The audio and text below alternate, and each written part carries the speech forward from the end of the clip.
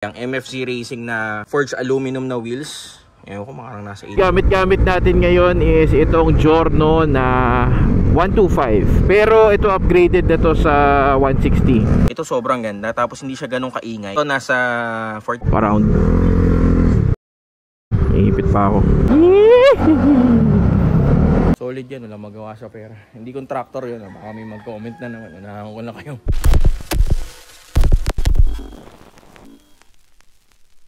What is up, Brokey? Storky here, and again we are back with another video. Yes, we are back. So kasama natin si Josh. Punta lang tayo Santa Lucia. Basketball lang ako. Tuwa lang ako dito sa Giorno, pakita ko lang sa inyo. Nakakaaliw lang mga Brokies kasi tignan mo gaano kalaki yung compartment. Ito yung ginagamit kong gym bag sa pag nagbabasketball ako. Punk! Kasya oh. Kasya ka mag chinap-chop, no? Charot lang. Tintin itong motor na to, sobrang laki ng compartment. Gamitin lang natin siya, hindi pa natin nagagamit na maayos. Sayang naman yung pagkakahiram natin, di ba? So tara. Gamit natin ngayon is itong Giorno na 125. Pero ito upgraded na to sa 160. Hindi ko alam kung ano yung mga pinagpapalitan dito, pero sa mga nakakaintindi, gets nyo na yan. Si Jeff, yung may-ari nito, siya rin yung siya yung may-ari rin ng T-Max na loaded na nilabas din natin sa vlog kung matatandaan nyo. Tapos traffic yung CBR ko, sa kanya ko rin kinuha yun Mahilig talaga siya mag-setup ng mga motor. Tapos ang masakit doon, di niya ginagamit, boy. Wala, ganyan lang siya pagka-setup. Ito, wala, pinahiram lang niya sa akin. Pinahiram pa niya sa tamad magmotor. Ang tagal na sa akin ito, ngayon ko lang nagamit halos. Siguro 1 linggo na sa akin to. Napost natin to sa Facebook, sa TikTok, pero yung mga pang reels lang, mga short videos lang. Wala pa talaga nung proper walk around. Ihipit pa ako. So technically ito yung first ride impression natin. Hindi pa naman tayo nakakagamit ng Giorno na 125 pero ito malakas humatak. Talagang malakas siya humatak. Ang alam ko kasi dito mga Brokies, upgraded na yung nito. Ewan ko, nagpalit ba ng ECU to, tapos na-remap, tapos ipasok 160cc na siya. Basta technically marami na talagang ginawa. Ang lakas niya humatak, talagang malakas. Di mo iisipin na 125cc lang talaga to originally. Ang kagandahan naman kasi dito sa Giorno na to, kahit sobrang loaded niya, functional pa rin. So magagamit mo pa rin siya for city ride. Kahit i-long drive, feeling ko palag din to but I'll do a quick walk around with this bike kung ano ba yung mga load. Dito tayo Santa Lucia. Basketball lang tayo. Basketball ako dun sa sa pinakataas na Santa Lu. Mga kasama ko dito, mga kabatch ko sa school, high school. Medyo nakakahilo dito Pag nakakotse ka dito, medyo nakakahilo siya. Galing ng Santa Lu, no? Diyos ko, simula bata pa ako, nagbumol na ako dito. Dati 2 building pa to dati 1 building lang, ngayon 2 na May tinatawag kaming bagong Santa Lu tsaka lumang Santa Lu. Ito na yung bago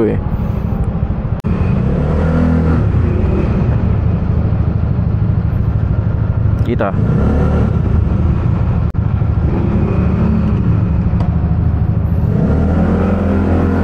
Let's go.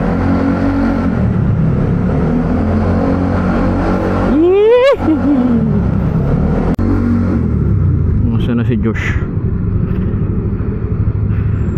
Penthouse tayo, penthouse.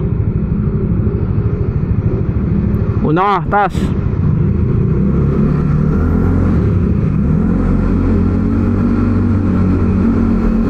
Let's go. Woo! Papawisan tayo tapos tayo magkwentuhan later. Sana hindi umulan, boy. Santa Lucia.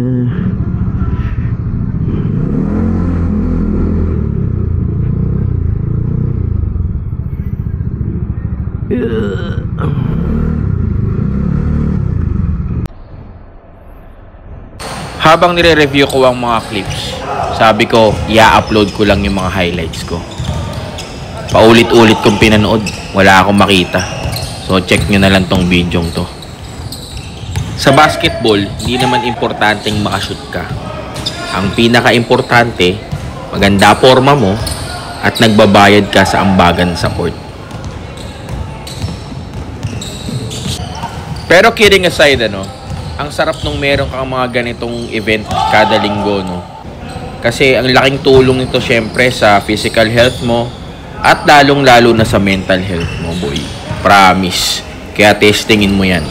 Kapag may nag-i-invite sa'yo, sali ka lang ng sali. Huwag mong isipin kung magaling ka o hindi.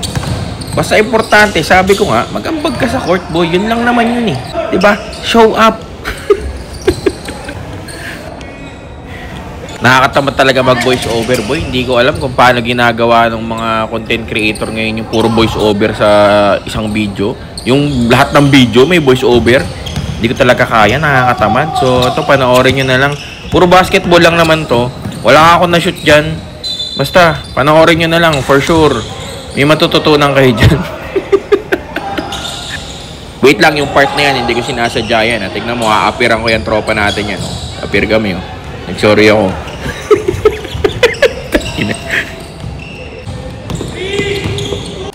Sige na nga, mag-voice over pa tayo. Pero tignan mo sobrang hirap gumalaw pag wala ka sa kondisyon, Yung parang tila ka laging madadapa. Oh, kita mo, jump shot na naman, wala. Hindi, nakaharang kasi si Jerson eh. Shoot sana yun kung hindi siya nakaharang. Char. Oh, ano mo, So, pag pinapanood mo yung sarili mo, parang mukha kang talagang tanga, Oh. Ngayon, habang pinapanood ko tong mga clips na to, nare-realize ko na kaya pala masakit yung katawan ko. Alam mo yung kinabukasan, masakit talaga yung katawan mo kasi parang wala akong ginawang tama dito. Ay, nako. Sige mga brokies, panoorin nyo na lang yan wala na akong masabi, baka mababoy lang video pag nag-voice over pa ako Big shoutout sa Igop. Sumali tayo sa liga nila, season 9. Yan, so for sure maglalabas tayo ng mga videos dyan sa mga liga-liga natin kung ipapasok tayo. Grabe yung pawis ko, boy. Iinom ko yung pawis ko. Sama. Hirap pala tayo sa kondisyon. Walang hangin. Nga eh. Tapos na tayo mag-basketball. Basketball. Ganda pala dyan.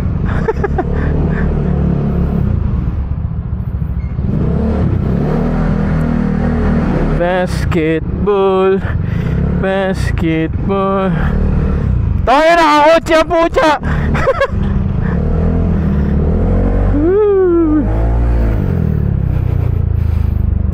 Tambay lang tayo sa bahay ng isang tropa. Ito mga nandedemonyo sa akin mga scooter Sarap no? Nung dati pa, pero sa vlog ngayon lang Pero gastos dyan siguro mga nasa 400,000 hindi ko alam Pero sobrang loaded. Ito lang 45,000 yung exhaust na yan Yung mags parang nasa 80,000. Kaya nga may kasi kami mga brokies, may kabatch kami. Yung Vespa niya nasa 1M na yung setup. 'Di ba dati kasi ng mga before pandemic, pag sinabi mo sa motor sa scooter na 1M yung nagastos, parang hindi ka maniniwala Pero puta, iba na ngayon Pag sinabing ganito yung presyo, talagang mababalidate mo na mahal talaga siya. Oo pa.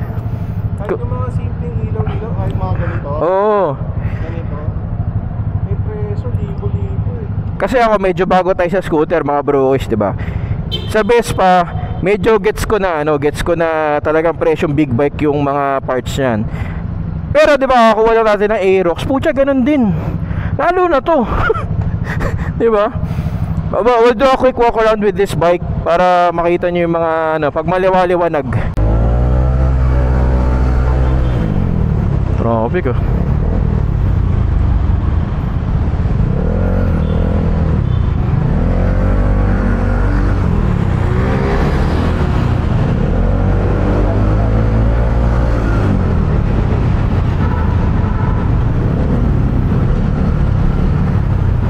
Eh, ang kagandahan pagka may scooter ka, ano, kahit sobrang traffic, makakasingit-singit ka pa rin. Taba. Woo! Relax lang, no? Sarap ng hatak nitong Giorno, boy. Solid. Sa ilaw yun, ah.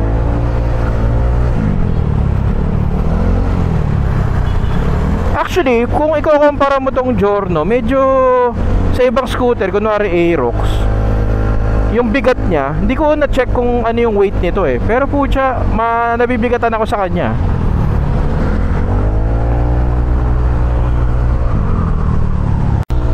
May peri-peri na pala dito. Ang dami ng mga trippings dito ah. Goodie ah. Hindi na ako nag-wish, sana tama yung dinadaanan ko. Ay nako. Ito na ba yan? O sa kabila? Dito ata.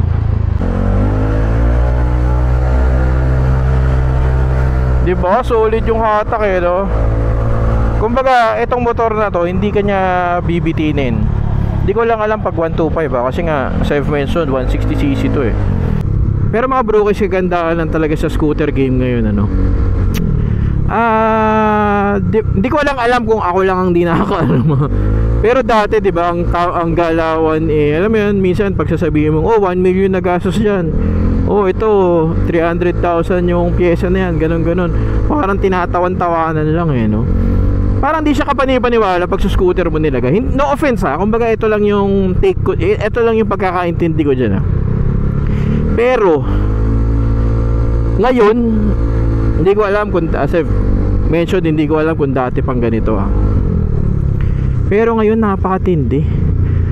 Pucha, malupit. Talagang ewan ko kung paano mo i-explain yan. Yung mga gastos dito, mapapaganon ka eh. Kung kumbaga ano yung gastos sa big bike, same shit lang dito sa scooter. Ayaw naman, wala ako, parang nakakatuwa rin mag scooter kasi si Jag minsan sa village lang naman, iniikot-ikot ko siya, ganon, tutuwa siya. Siyempre sa big bike di mo naman magagawa yun eh, diba? Tapos anytime na gusto mong umalis, pwede. Kasi kahit traffic, magagawan mo ng paraan. Hindi naman siya ganun kainit, diba?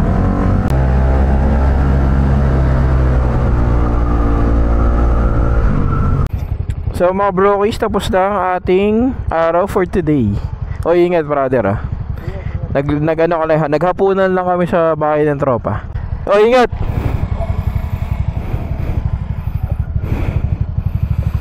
Let's go home.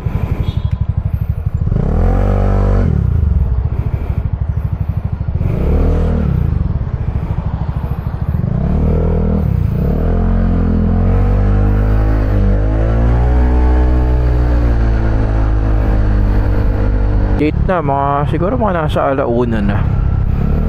Lamig ng ano? Ang lamig ng simoy ng hangin. Tama tayo dumaan sa looban.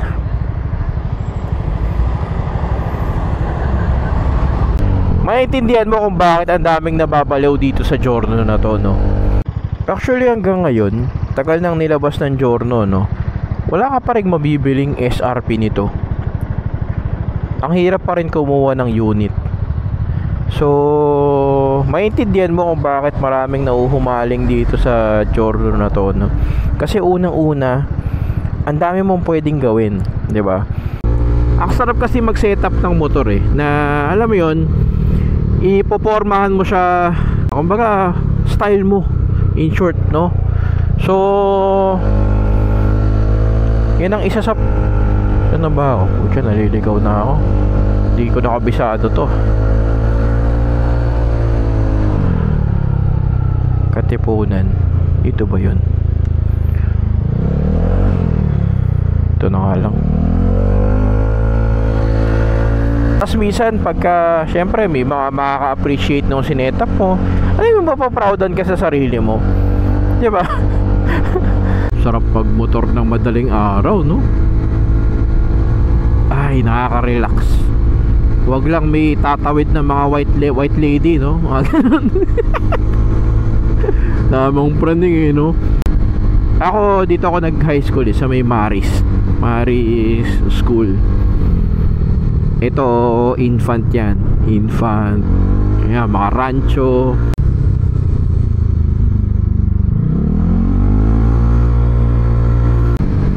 Ay, sarap. Uy, doggy. Ang ganda ng pagkakabuo ni Jeff dito. Ang ganda ng suspension. Yung brake system niya sobrang solid din. Hindi ka mabibitin kahit mga late brake. Yung tunog niya hindi walwal. Sinabi ko nga kanina, yung mga nagsisetup ng scooters, same shit na lang yan sa mga nagsisetup ng big bikes. Kasi minsan yung mga parts ng big bikes ilalagay na rin nila dito eh, diba? Kunwari yung mga all-in suspension, alam nyo naman medyo may kaduguan yan. Makikita mo na rin siya dito, diba? Kahit sabihin mong lower cc lang siya, which is nice para sa akin. Kumbaga yung ecosystem ng motorcycle sobrang solid na, 'di ba? Sa ngayon hindi mo na pwedeng maliitin 'yan, yung katulad nung dati, no, scooter lang naman 'yan. 'Di ba, yung mga ganun tao. Yung scooter nila kahit sabihin mo kunwari ito, SRP nito magkano ba? 105,000? Magkano lang 'yun. Pero yung mga setup na ginagawa, Diyos ko, sobrang mamahal. Mas mahal pa sa mga kotse natin. So we are back mga brokies, umaga na. So quick walk around na natin itong Honda Giorno 125. So itong Honda Giorno ni Jeff is hindi na siya 125cc, as I've mentioned, 160cc na siya. So para sa mga nakakaintindi, kung may mamiss ako, comment down below. Isa sa mga medyo mabigat daw ditong pyesa, yung MFC Racing na forged aluminum na wheels. Ewan ko, makarang nasa 80,000 ba ito, hindi ko sure. Tapos goma niya is Pirelli na Diablo Rosso Scooter SC. So parang ito yung mga super Corsa siguro sa big bike, no? Nakaano rin siya mga brokies, RSV Racing na suspension, front suspension. Rear suspension niya mga brokies, syempre naka all-ins yan. Exhaust niya DS4. Ito sobrang ganda, tapos hindi siya ganun kaingay, which is good. Ito nasa 45,000 I think. Brake system niya mga brokies, Brembo. Pati caliper, Brembo. Ito yung sa rear niya, kung makikita nyo, Brembo rin yan. Kung titignan nyo yung bike, napakarami niyang carbon fiber parts. Parang, ano ba to? Forged carbon ba to? Itong stepboard niya. Tapos, ang dami niyang parang mga titanium parts din. Kunwari ito, titanium. Hindi ko na alam kung magkano yan, pero for sure, mahal yan. Side stand niya, titanium. Yung center stand niya, titanium. Ito, crankcase ba tawag dito? Alam ko mahal din to eh. Parang pagkakatanda ko sa kwento niya. Ito yung mga titanium. Kabila. Tapos yung mga bolts niya, madugo din yan, diba? Radiator niya nagpalit din. Anong brand to? Project FI? Hindi ko alam yan eh. Hindi ko alam kung may na-miss ako. Comment down below na lang kung may mga nakita pa kayong kakaiba dito, no? So yan siya, napakalinis lang ng setup. Kagandahan sa kanya, kahit sobrang loaded niya, functional. Gamitin mo sa city-city ride mo, nakaka-enjoy kahit traffic, wala kang problema, diba? So solid. Ngayon naiintindihan ko na kung bakit ang daming nauhumaling mag-setup ng mga scooter ngayon. Kasi alam mo, syempre sa big bike hindi mo naman siya talaga magagamit ng lagi eh. Especially dito sa atin, kadalasan traffic, no. Tapos syempre may restriction din sa sa speed. Sa big bike naman kasi pag tumakbo ka ng 100 doon, medyo may kainitan yun pag bumabot ka ng ganun. So lagi ko nga sinasabi, diba, there's specific bikes for specific ride. So kung ikaw naka-sports bike ka, dapat talaga yung ginagamit mo sa racetrack. Tayo nga, di tayo ganun eh. Diba? Kaya medyo natatambak yung motor sa atin eh. Pero ito, kung may scooter ka, setup mo kung paano mo gusto, talagang i-load mo, kabitan mo ng mamahaling parts, magagamit at magagamit mo siya anytime. Hindi mo siya makukumpara sa Vespa eh. Siyempre, ibang yun eh. Ibang tech, para sa akin, ibang market eh. Pero dito, halos same lang sila ng mga pwedeng pyesa na ikabit eh. Kumbaga, pag magkaiba lang yung delivery. Para sa akin lang yung mga brokis ah. Kumbaga, magugulat ka rin sa presyuhan ng mga pyesa nito. 'Di ba? Comment down below what you think of this bike. Kung kamusta ba. Big shoutout kay Jeff. Si Jeff, again, yung may-ari ng T-Max na nilabas natin dati. CBR ko sa kanya galing. So, solid yan. Wala magawa sa pera. Hindi contractor yun. Baka may mag-comment na naman. Unahan ko lang kayo. So, yun. That's the bike. Abangan nyo ang mga susunod na kabanata dito sa channel na to. Alam nyo naman na siguro, nalabas ko na, diba? So, abangan nyo yung gagawin natin doon. Okay. Ayos ba yun? So, yun lang mga brokis. Peace out.